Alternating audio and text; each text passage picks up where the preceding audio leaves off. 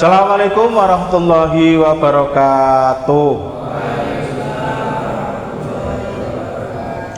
Bapak guru hebat, pada pagi hari ini saya akan menyampaikan aksi nyata saya di CGP, calon guru penggerak disiminasi budaya positif di SMK Balekambang. Dalam waktu 1 jam ini saya harapkan Bapak guru yang hadir pada aula pagi hari ini dapat mengikuti kegiatan ini dengan hikmat, dengan penuh kesadaran untuk mengindahkan dari aksi nyata disiminasi budaya positif SMK Balekambang. Next. Salam guru penggerak. Saya Sohibul Arois, guru penggerak angkatan 11.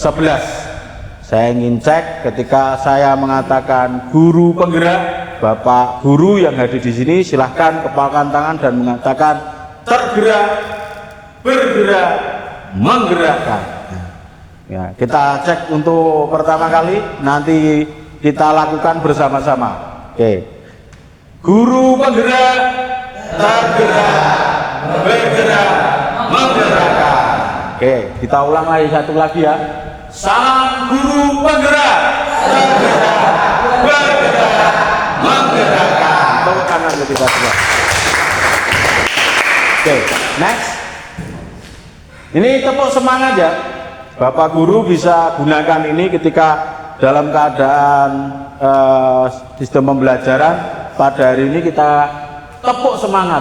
Nah, dengan 3 kali tepuk bilang se, nah, selanjutnya tepuk 3 kali bilang ma, terus tepuk 3 kali lagi bilang ngat, terus diputar tangannya, semangat, gitu ya.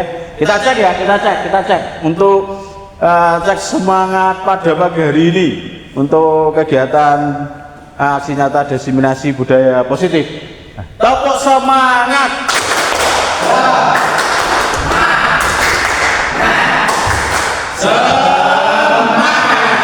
Oke, tepuk tangan untuk kita semua. Terima kasih Bapak Guru Hebat, pada hari ini sangat luar biasa.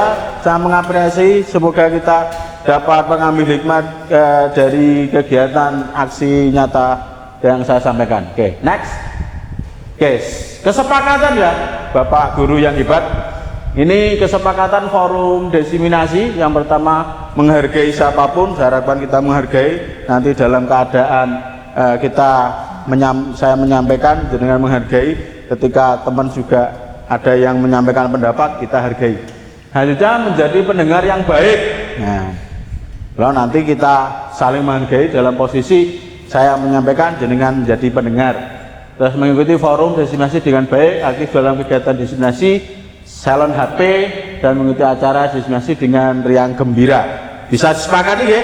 Bisa disepakati ya? Oke, terima kasih Bapak Guru hebat. Oke, next. Ini salam guru penggerak, salam hebat untuk Bapak Ibu Guru hebat pada pagi hari ini. Oke, next. Aksi nyata disiminasi budaya positif SMK Balekambang. Ini yang akan saya sampaikan 1 jam ke depan di hadapan Bapak Guru yang hadir pada pagi hari ini di aula SMK Rotul Mutadin Balekambang. Oke, next. Selanjutnya ini 6 materi yang akan saya sampaikan pada pagi hari ini Bapak Guru. Ini yang pertama adalah mengenai tentang disiplin positif. Yang kedua adalah motivasi perilaku manusia. Yang ketiga adalah keyakinan sekolah dan kelas, kebutuhan dasar manusia. Yang kelima posisi kontrol restitusi, dan keenam segitiga restitusi. Berarti 6 hal ini yang saya akan kupas, yang saya sampaikan kepada Bapak Guru hebat pada pagi hari ini. Oke, next.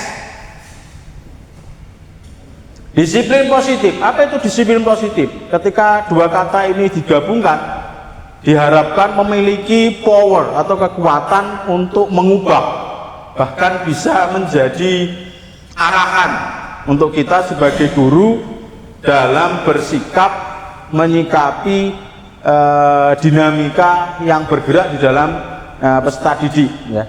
Nah, untuk kata disiplin sendiri ini memberi makna yang sangat luas, tapi saya ambil sedikit makna, yakni cara kita untuk teratur.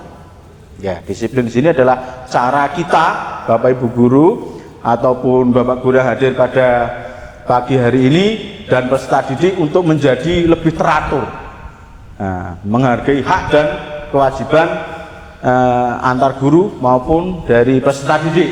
Ya, kata positif memiliki makna adalah positif di sini adalah sesuatu yang baik, sesuatu yang dianggap atau dipatuhi yang bisa dikatakan dapat memberikan efek yang baik pula.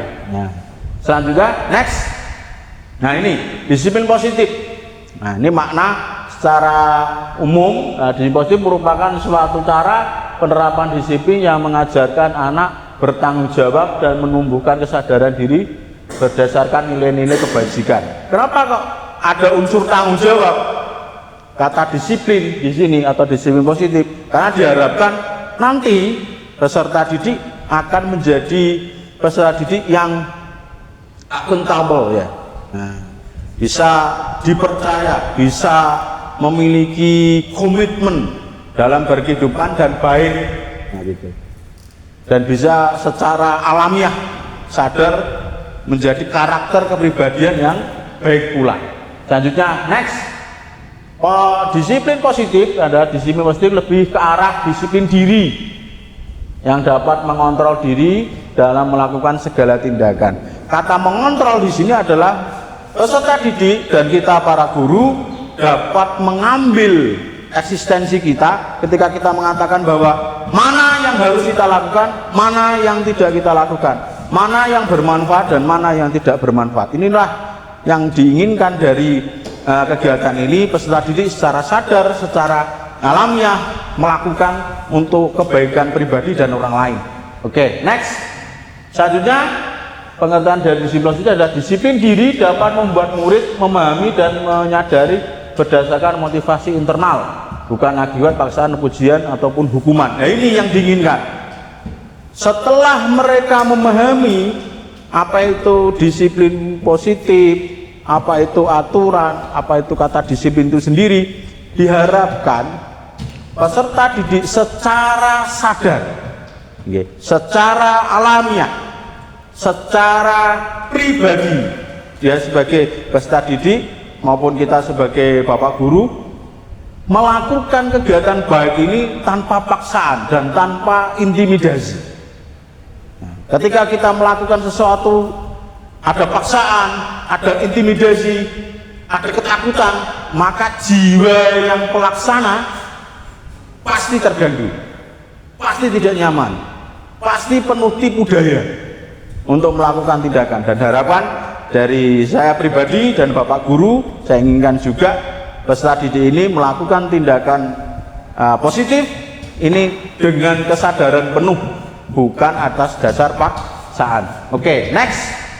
Nah, ini 6 karakter ini bapak guru, profil pelajar Pancasila ini ada 6. Yang pertama adalah beriman bertakwa kepada Tuhan Yang Maha Esa dan berakhlak mulia.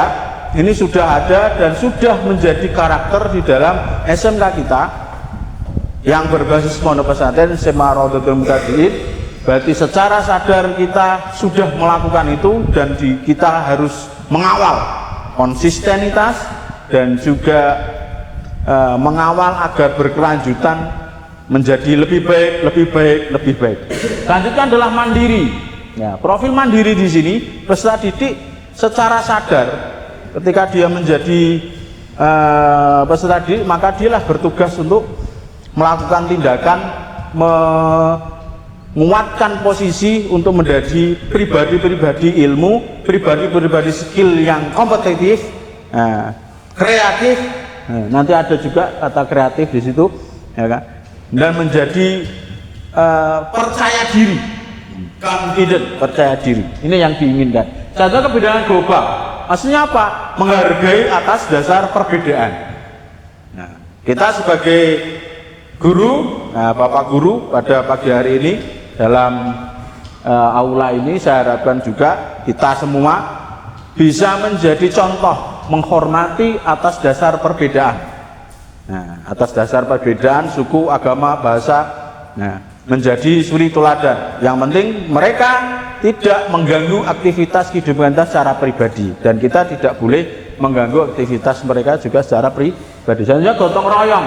Kata gotong royong ini adalah satu kesatuan, satu eksistensi bersama untuk melakukan, bahkan bisa dikatakan bahwa gotong royong di sini diharapkan kita saling bahu-membahu, menguatkan eksistensi kita sebagai guru, bisa menularkan kepada peserta didik kita bahwa kita tidak bisa sendiri, kita butuh orang lain, dan kita dibutuhkan orang lain juga. Saling mengisi, saling memenuhi kebutuhan hajat kita sebagai manusia, saling mengisi. Selanjutnya adalah kata kreatif. Kreatif di sini memiliki makna sangat luas juga.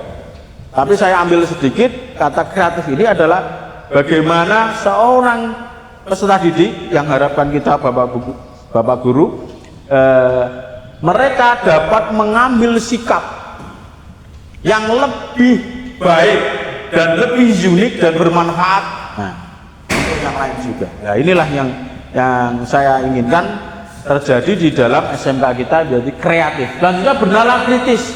Bernalar kritis ini adalah setiap kegiatan yang ada di dalam konsep pembelajaran kita, ya, mereka pakai logis, semua data empirik, data primer.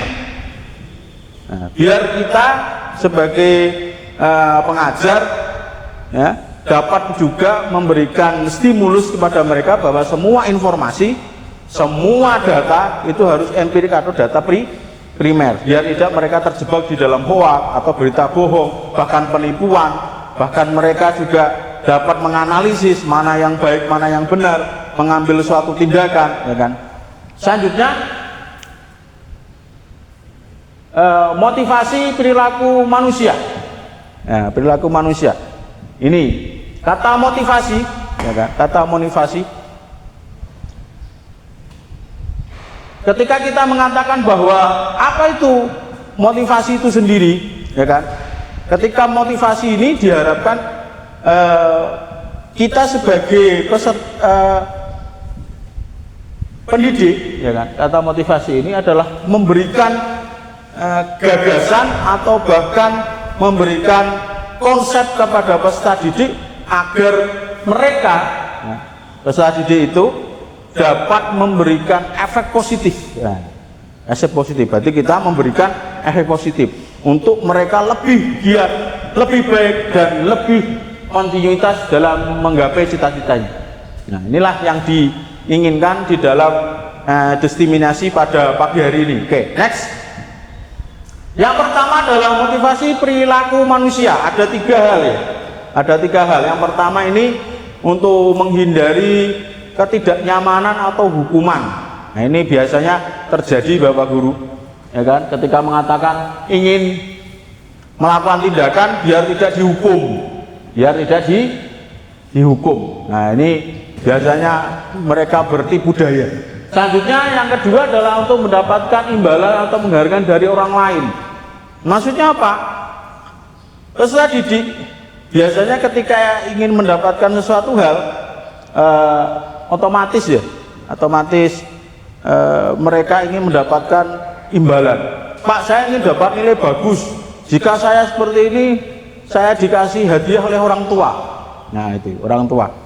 Nah, inilah yang seharusnya tidak terjadi. Selanjutnya ini yang ketiga adalah untuk menjadi orang lain, ya kan, mereka inginkan dan menghargai diri sendiri dengan nilai-nilai yang mereka percayai. Nah, ini ada, nah, ada kalanya peserta didik melakukan itu. Oke, next. Nah, keyakinan sekolah dan kelas.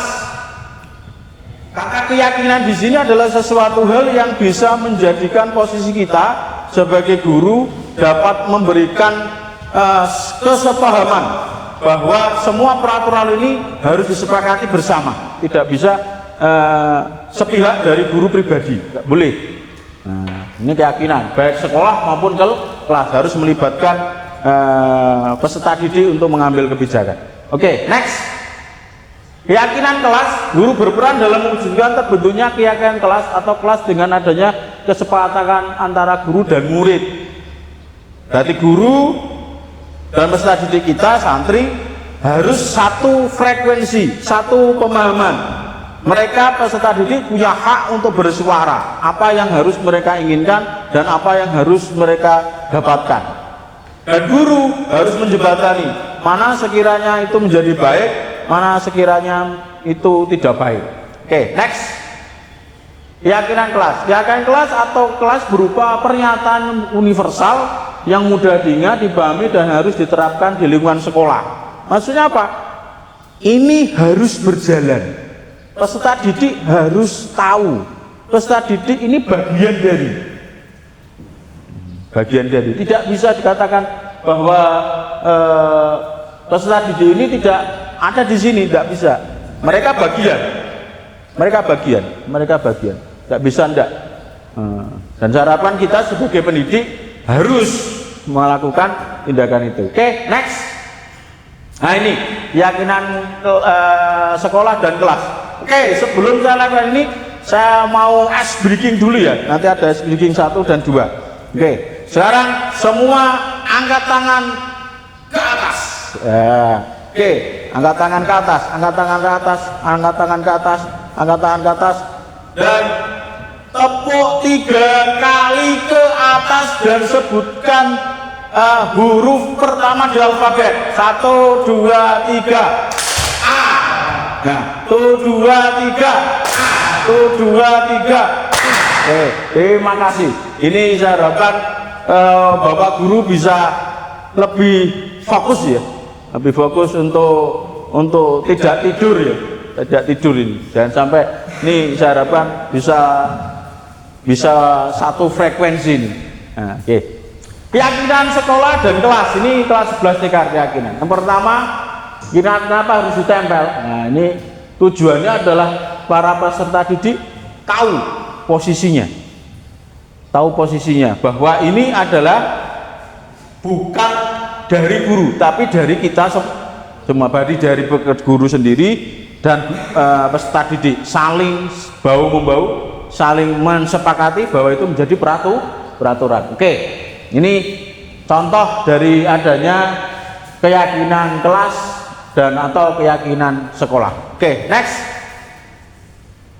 Nah, selanjutnya ice breaking yang kedua. Wah, ini jenengan saya inginkan ketika kita tepuk 3 kali, sebutkan kata saya dengan menunjuk pribadi.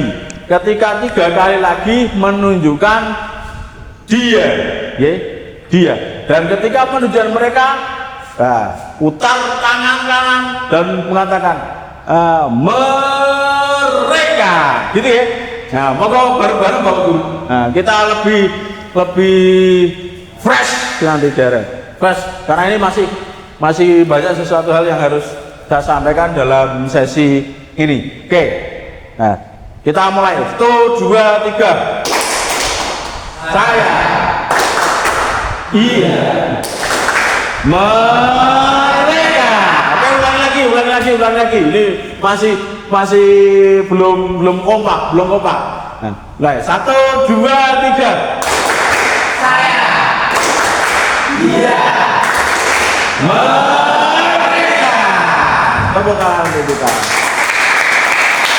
Ini bisa digunakan sebagai tepuk sapa. Bapak Guru bisa mendengarkan sambil minum, ya, sambil minum tidak apa masalah. Karena ini hari ini cuacanya agak panas. Oke, next. Ini kebutuhan dasar manusia. Manusia itu butuh sesuatu hal, sifat lahiriah maupun batiniah. Pasti. Dan peserta didik juga sama, karena dia juga manusia. Janganlah perlakukan antara atasan dan bawahan. Ini kita hilangkan. Mereka juga bagian dari manusia. Mereka juga bagian dari berkehidupan. Nah, harus lebih baik. Kebutuhannya apa saja? Oke, next. Ini pernyataan. Ketika ketika seorang murid melakukan suatu perbuatan yang bertentangan dengan nilai kebajikan atau melanggar peraturan, hal itu sebenarnya dikarenakan mereka gagal memenuhi kebutuhan dasar sebagai manusia. Kenapa gagal? Nah, kenapa kok sudah gagal? Nah, kita ulas. Nah, kita ulas nanti. Nah, ulas. Oke, next. Nah, kita ulas. Ini kebutuhan dasar manusia. Ada bertahan hidup, ada kasih sayang, rasa diterima, ada penguasaan, ada kebebasan, ada kesenangan. Nah, kan? Ini dasar. Kenapa kok seseorang melakukan tindakan ini kurang ini? Ada seseorang yang melakukan kejahatan karena bertahan hidup, mencuri, ya kan? Kalau tidak mencuri tidak bisa makan, Pak. Wah, ini bahaya ini. Kalau kurang kasih sayang, dia mencari perhatian, membuat keonaran ataupun TP-TP, tebar pesona, ya. Nah, kalau Bapak Guru bisa lakukan itu nanti. Untuk TP-TP dengan siapa? Dengan peserta didik agar mereka lebih bersahabat dengan kita. Gitu. Saja penguasaan, ada yang menjadi premanisme di kelas ada. Nah, semoga kelas kita tidak ada ya. Tidak ada premanisme. Ada kesenangan juga. Kesenangan ini adalah rasa bahagia, rasa ingin dimengerti. Nah, satu diantaranya itu. Oke, next.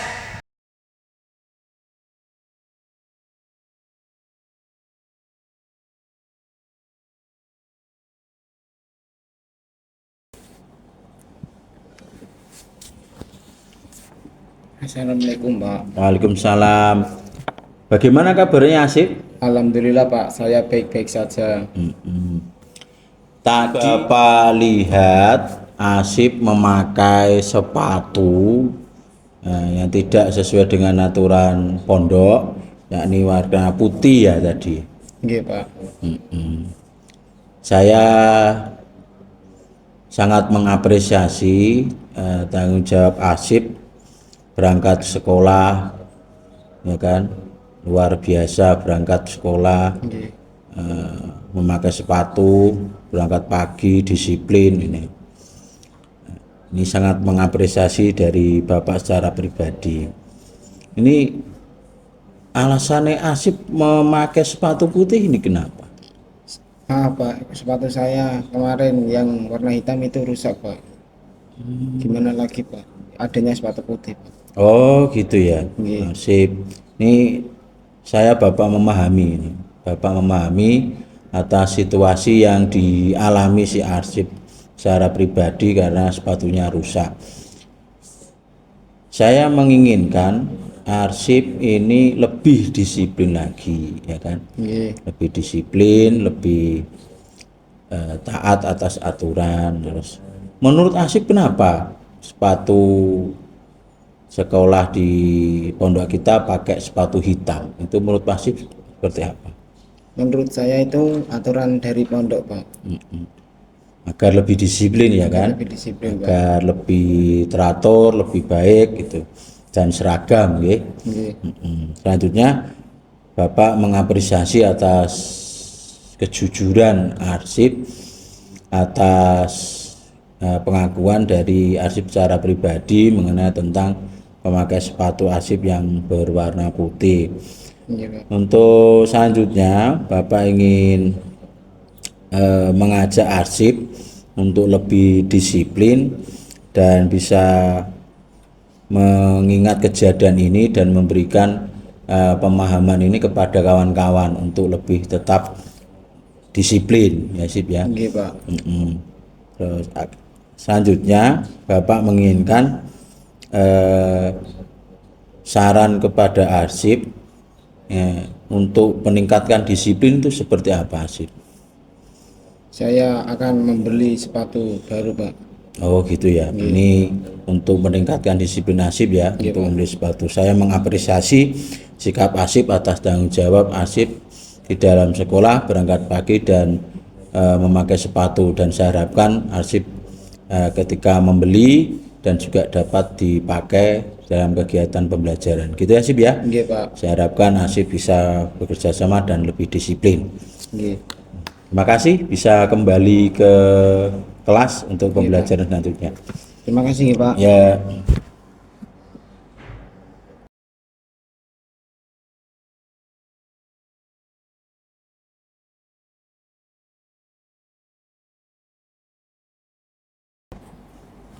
Waalaikumsalam warahmatullahi wabarakatuh. Wah, sore-sore, siang-siang udah kesini. Ini tadi di pembelajaran Bapak Wahyu Saputra. Kenapa kok membawa buku paket dan mengerjakan tugas? Ini kenapa? Salah paham membawa buku paket dan mengerjakan tugas. Seharusnya tadi kan membawa buku paket dan mengerjakan tugas yang tidak ketinggalan dari kawannya. Tapi sebenarnya Bapak ini apresiasi betul dari Wahyu Saputra pribadi, ya. Santri yang baik, dalam pembelajaran juga baik, tapi kenapa hari ini tidak membawa buku paket, mendapat, dan kenapa dari pandangan Wahyu?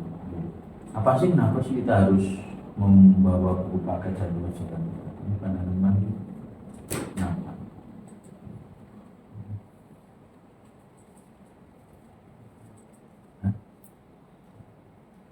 Tanggung jawab, ya.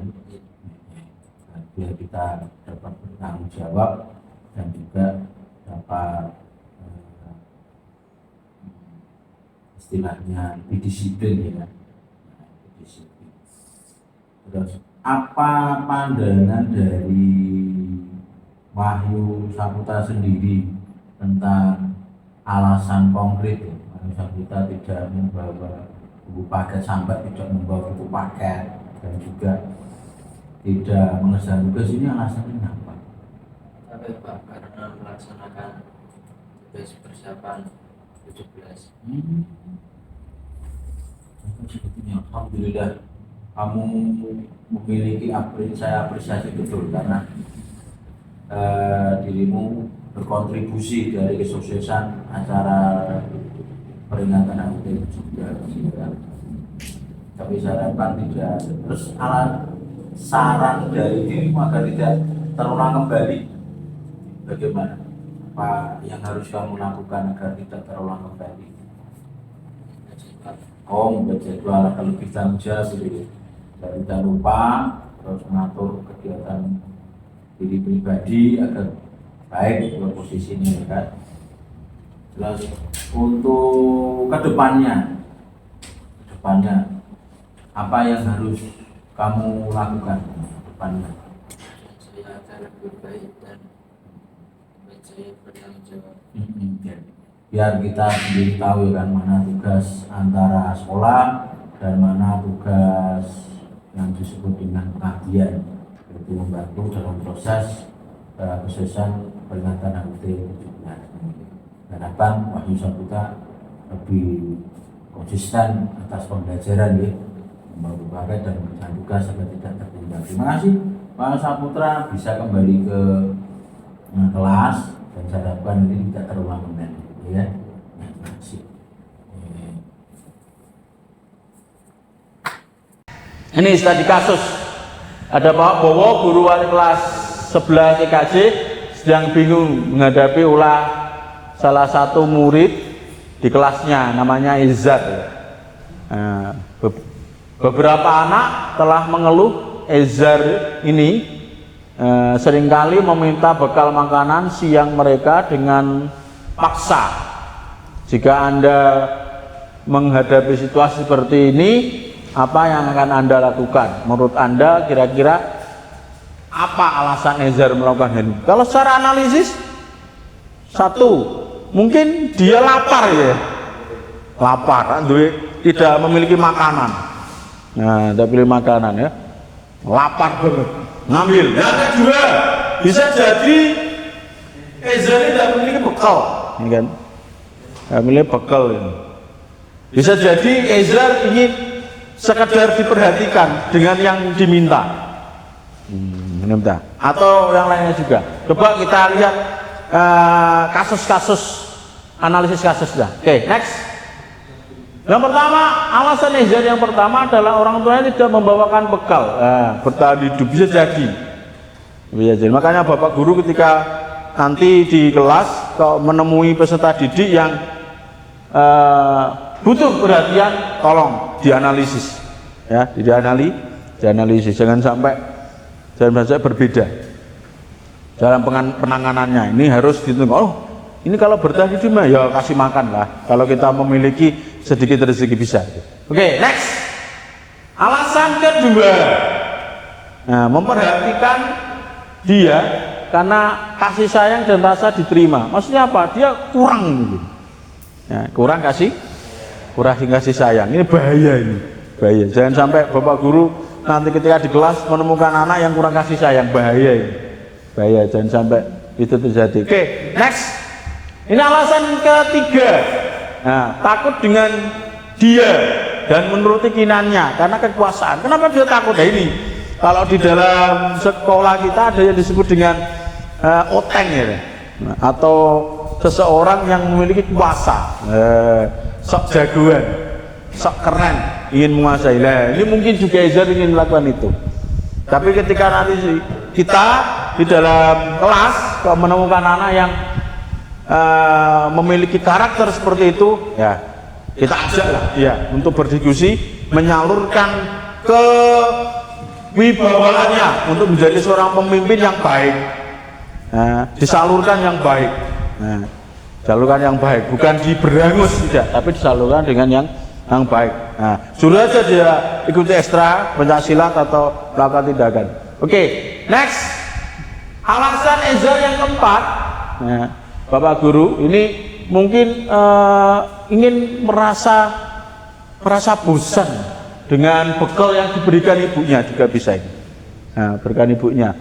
Nah, ini kebebasan. Dalam arti kebebasan di sini ingin memberikan eksistensi bahwa dia ada. Dia ada. Berarti karena dia merasa bosan dan bekal makanan yang dibawakan ibunya di rumah, karena ibunya selalu membawakan bekal yang sama. Tempe goreng mungkin ya. Kalau saya punya cita-cita itu pondok kita makannya nasi padang. Cocok ya Pak Guru ya. Bukan nasi padang, ada rendang, ada kuah gulai ini. Ya, terus kuah kuning ini. Nah, coba nanti kita diskusi dengan pihak sekolah dan asrama untuk bisa terjadi. Berapa minggu sekali Pak? 1 minggu sekali. Weh, mantap gitu. Ya kan? Biar tidak ada ezar-ezar selanjutnya. Oke, lanjutnya next. Nah, ini alasan kelima, iseng. Karena hanya kesenangan. Ezar iseng. Iseng di sini adalah dia ada rasa senang.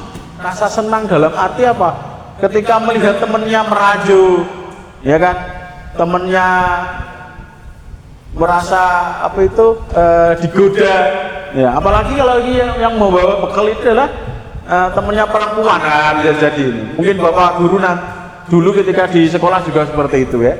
Ini bisa jadi ini. Kalau saya dulu pernah, tapi sekarang kalau melihat di sekolah kita tidak ada, karena tidak ada yang bawa bekal di sekolah kita. Tapi bawa jajan ada ya. Bawa jajan itulah ada ya. Ya Bapak Guru ya. Ketika ada para santri yang bawa jajan, ya, terus temennya meminta, wah bukan meminta, merampok sih, beli jajan kerupuk terus diambil ya, habis ini.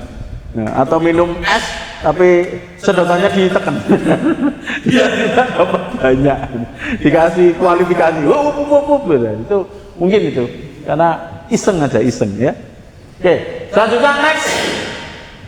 Posisi kontrol restitusi. Posisi kontrol di sini adalah posisi kita Bapak Guru ya, posisi kita sebagai Bapak Guru di dalam kelas itu harus seperti apa, seperti apa kita dalam menyikapi hal-hal ya, yang terjadi di dinamika peserta didik gitu. Apa itu? Next. Ya ini 5 posisi kontrol. Guru sebagai penghukum, guru pembuat merasa bersalah, guru teman, atau guru sebagai pemantau, atau guru sebagai manajer. Maksudnya apa? Inilah posisi kita. Posisi mana ya kita yang setiap hari? Dan ini saya harapkan nanti kita rubah. Posisi mana yang paling baik dari 5 ini? Apakah semuanya buruk? Apakah semuanya baik? Atau ada yang satu di antara yang baik dari 5 itu? Coba kita lihat. Oke, next. Nah ini Bapak Guru, 5 posisi kontrol. Ini motivasinya. Nah ini motivasi. Ini menghindari hukuman. Yang kedua adalah mengharapkan imbalan, ketergantungan pada orang lain. Yang selanjutnya kolom yang paling sana di manajer itu identitas berhasil sukses kontrol diri, menghargai diri sendiri. Kalau kita guru sebagai motivasi, guru berbuat.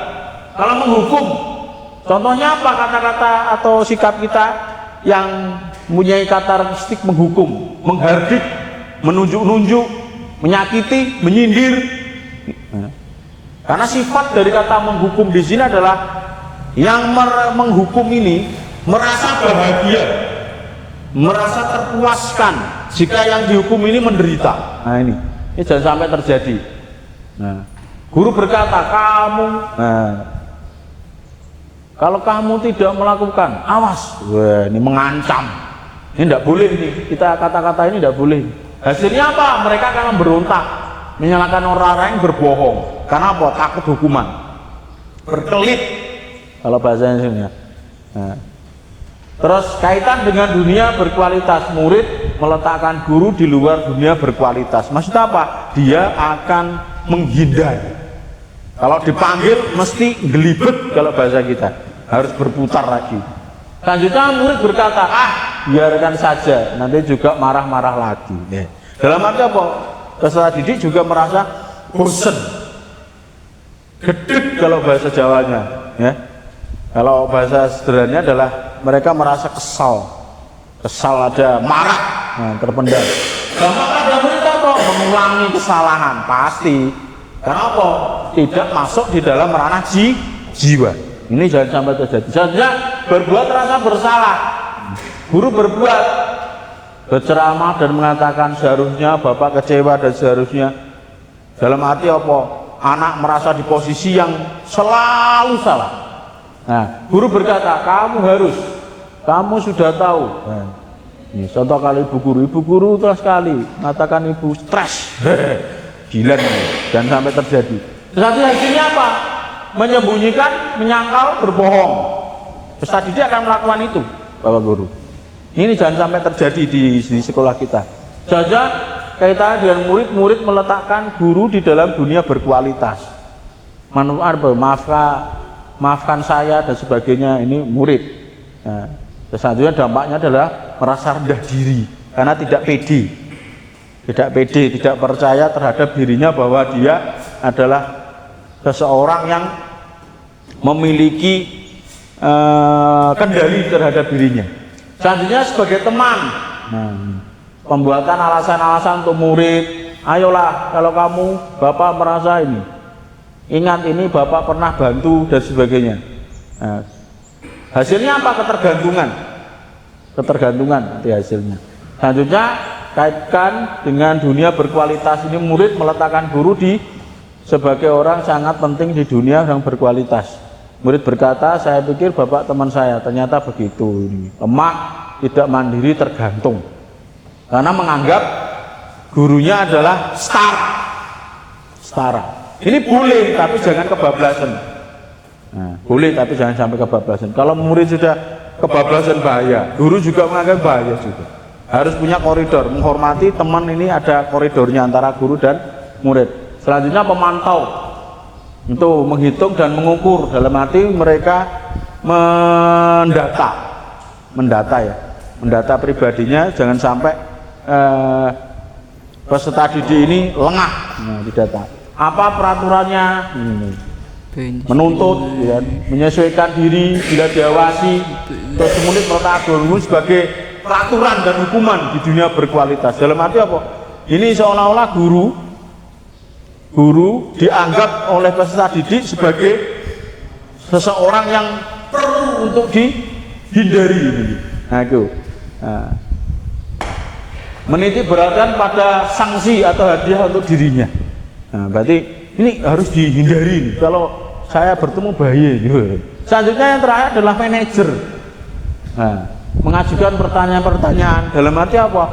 Setiap sesuatu hal itu diputuskan atas dasar apa? Konfirmasi. Ya, bahwa guru bisa lakukan itu.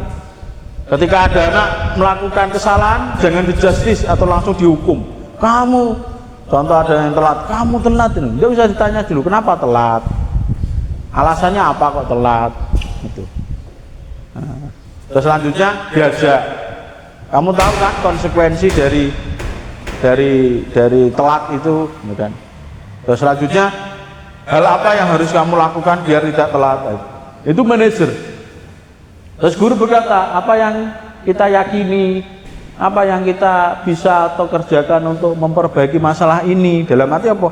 Mencari problem solving, mencari solusi, ya, Bapak Guru ya. Mencari solusi, jangan sampai kegiatan-kegiatan peserta didik ini mengganggu jiwa pribadinya. Selanjutnya menguatkan pribadi, jelas, karena posisi peserta didik tersebut sebagai seseorang yang dihargai, diberi hak untuk bicara, diberi hak untuk klarifikasi. Nah, itu. Selanjutnya murid meletakkan dirinya sebagai individu positif dalam dunia berkualitas. Kok bisa? Karena merasa dihargai, diajak bicara, mencari solusi. Nah, mencari solusi. Ketika mencari solusi ini menjadi baik, maka peserta didik akan menjadi baik pula. Selanjutnya bagaimana cara? Ini murid berkata, bagaimana cara saya bisa memperbaiki keadaan?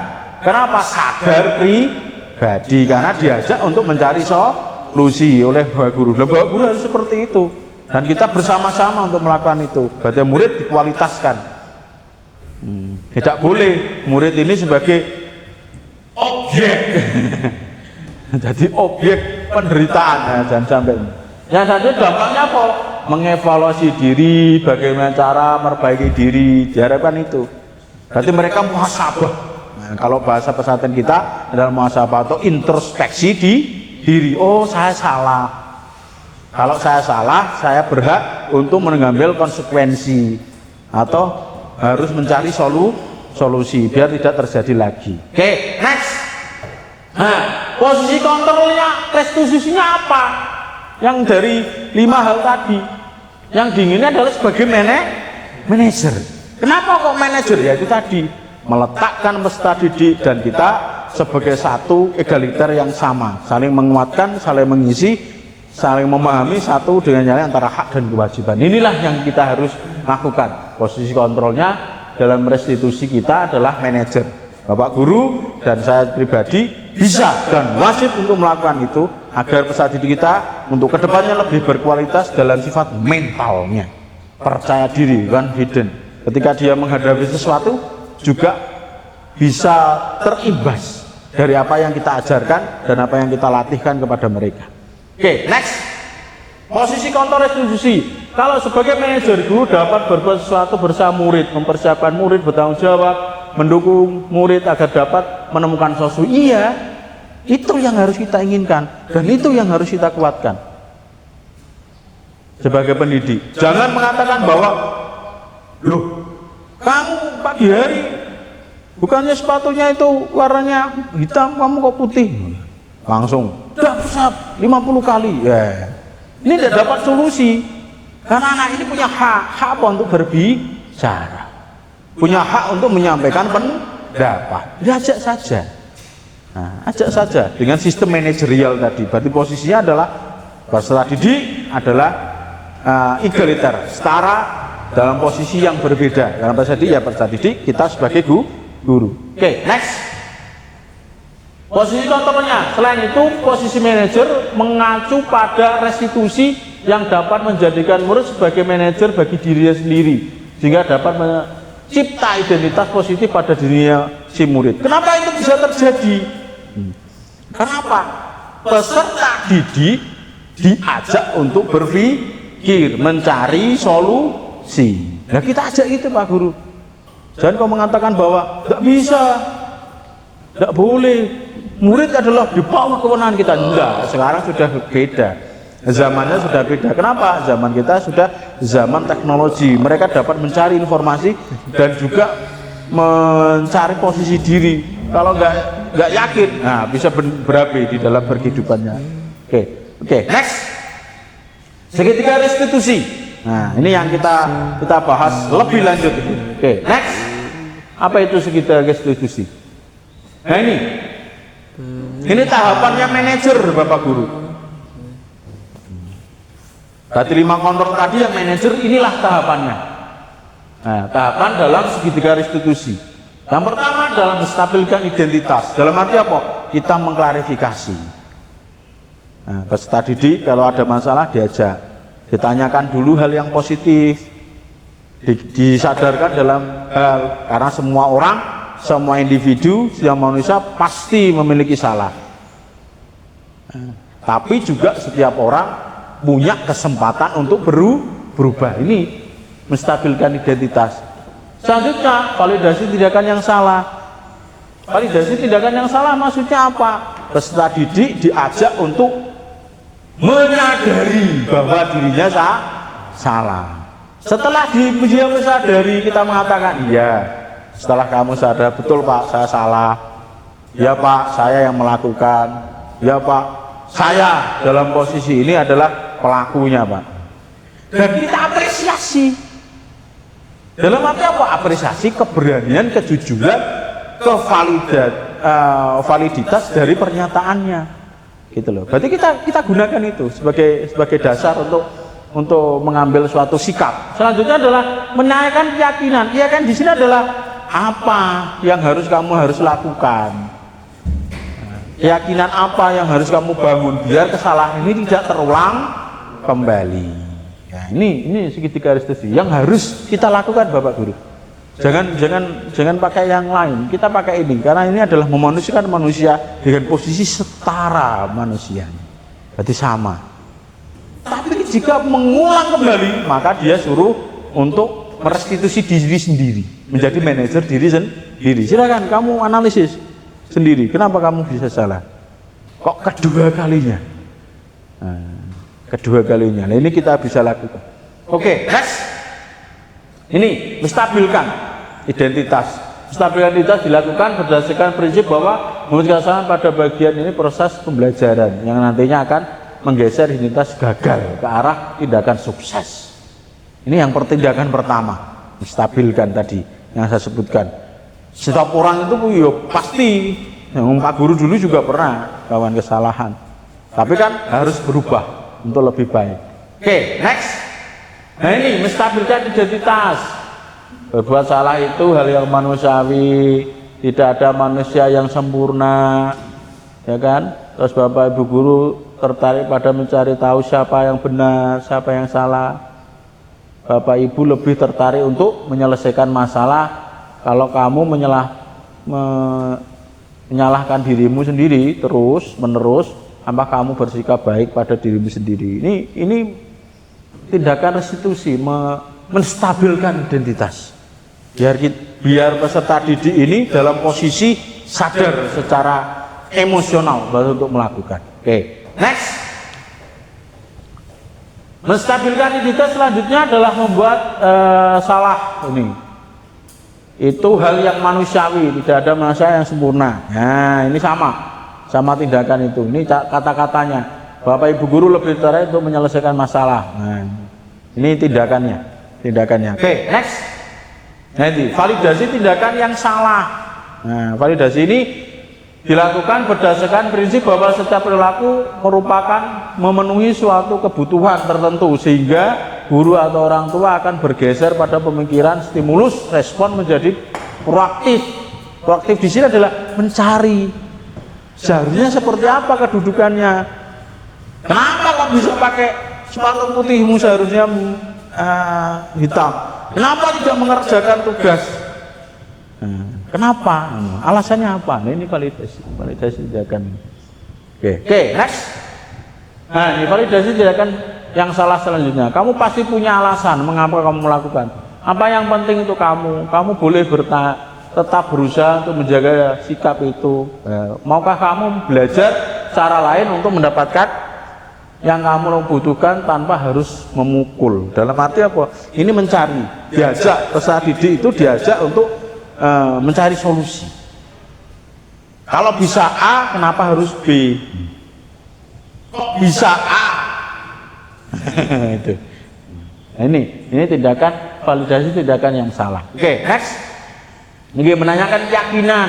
keyakinan itu dilakukan dengan memberi pertanyaan-pertanyaan bermakna kepada murid untuk memunculkan motivasi secara intrinsik pribadi, ya kan? Nah, sehingga mampu mengaitkan keyakinan dengan tindakan yang sama. Nah, ini saya harapkan bisa terjadi. Kenapa? Karena kita sudah membuat keyakinan ke kelas dan keyakinan sekolah dan melibatkan peserta didik juga. Dan ini diharapkan ketika dia sudah tahu, sadar, maka tinggal tanya saja. Terus kamu kalau tindakan ini salah, kesalahan ini melanggar peraturan yang mana, gitu loh. Kesepakatan keyakinan yang mana, gitu. Oh, keyakinan untuk tertib, Pak. Ya udah, kalau kamu tahu konsekuensinya apa? Nah, konsekuensinya mengganti, Pak, atau membeli kalau sepatunya rusak, ya kan? Nah, membeli. Kalau nggak punya, ya udah kita cari solusi lain. Gitu. Oke, next. Menanyakan keyakinan. Nah, ini kata-katanya, apa nilai yang kita percaya di sekolah kita? Nilai apa yang telah kita sepakati? Kelas yang ideal itu seperti apa? Ini pertanyaan-pertanyaannya untuk mendapatkan pernyataan keyakinan kelas, memunculkan mereka sadar. Nah, mereka sadar. Oke, next. Dan selanjutnya adalah seorang guru yang baik harus memiliki kemampuan dalam ujian budaya positif sekolah. Budaya positif tersebut dapat dijalankan dengan menerapkan konsep seperti ini. Ada disiplin positif, ada motivasi perilaku manusia, yang sekolah, kebutuhan dasar, posisi kontrol restitusi, sekitar restitusi. Inilah yang harus ada di dalam diri kita. Nah, sebagai pendidik, agar peserta didik yang kita didik menjadi manusia yang seutuhnya, merdeka. Kata merdeka di sini bukan arti bebas, tapi memiliki kendali untuk melakukan tindakan yang dibutuhkan, yang diinginkan. Itu, yang dibutuhkan dan diinginkan untuk mencapai rasa sejahtera di kehidupannya, perjalanannya. Oke, next.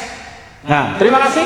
Nah, ini demikian aksi nyata diseminasi ini dapat menginspirasi. Akhir kata, semoga kita tergerak, kita bergerak dan lekas menggerakkan. Ya, terima kasih Bapak Guru yang hebat.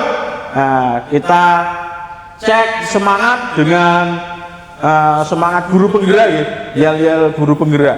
Ketika saya mengatakan semangat, atau saya mengatakan guru penggerak, nah, jenengan bilangnya adalah tergerak, bergerak, menggerakkan. Salam guru penggerak, bergerak, bergerak, menggerakkan. Oke, sekali lagi, salam guru penggerak, bergerak, bergerak, menggerakkan. Terima kasih Bapak Guru hebat telah membersamai saya dalam acara diseminasi aksi nyata yang saya sampaikan. Semoga apa yang saya sampaikan bermanfaat untuk kita semua, bermanfaat untuk peserta didik, dan kegiatan-kegiatan yang saya sampaikan tadi tolong kita jalankan bersama agar peserta didik kita menjadi benar-benar merdeka. Dalam arti merdeka di sini adalah peserta didik memiliki eksistensi pribadi untuk mengembangkan diri secara mental, secara keilmuan, dan secara sosial kemasyarakatan menjadi baik. Jadi saya mohon maaf dalam salah kata, salah sampai dari Bapak Guru hebat pada pagi hari ini. Jika ada salah, saya mohon maaf. Assalamualaikum warahmatullahi wabarakatuh.